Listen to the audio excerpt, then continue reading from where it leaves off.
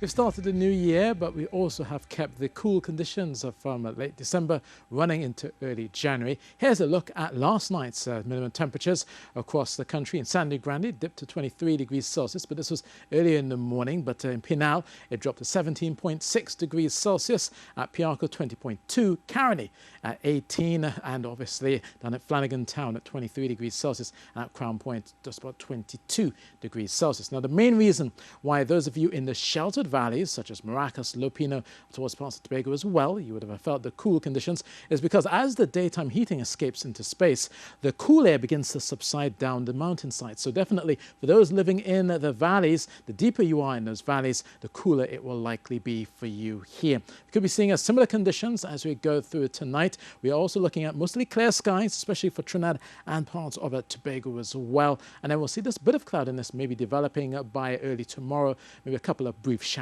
here. But tonight, still once again, clear and cool across most parts of Tobago. This will lead to a mostly sunny start tomorrow. Just occasional showers just the first thing in the morning, early morning, and then maybe towards the late afternoon. Now for Trinidad as well, also a clear night, expecting yet cool conditions for those in those sheltered valleys such as Maracas and Lopino and Diego Martin. As you go through your early morning, one or two brief showers are likely mid-morning, and then towards the latter half of the afternoon, again, mostly just that brief shower to end the day. But overall, we're still keeping conditions pretty much fair across both Trinidad and Tobago.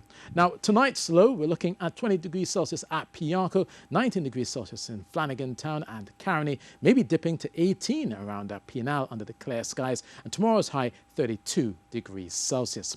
Now, the rest of the week, we'll see by midweek a bit of moisture pushing through, some upper-level clouds helped by some low-level moisture, and we'll likely see a lot more of them clouds and showers through Thursday as well, and continuing into Friday. Temperature-wise, we'll still keep conditions cool at night, possibly not as cool as it has been, 21 degrees Celsius likely for Trinidad through Wednesday and Thursday, and a high of 30 degrees Celsius. Now, for fishfolk and mariners, the hazardous seas alert was ended by the Meteorological Service earlier today. But still looking at conditions to be just moderate choppy, 2 meters offshore, 1 to 1 meter, 1.5 meters out there in the Caribbean. So a slight chop expected here, and northeasterly swells of 10 seconds with a moderate east-northeasterly winds of 15 knots. But once we get into late Wednesday, possibly going into Thursday, we could be seeing a bit more in terms of the winds picking up, and maybe even the seas beginning to build once more by the end of the week.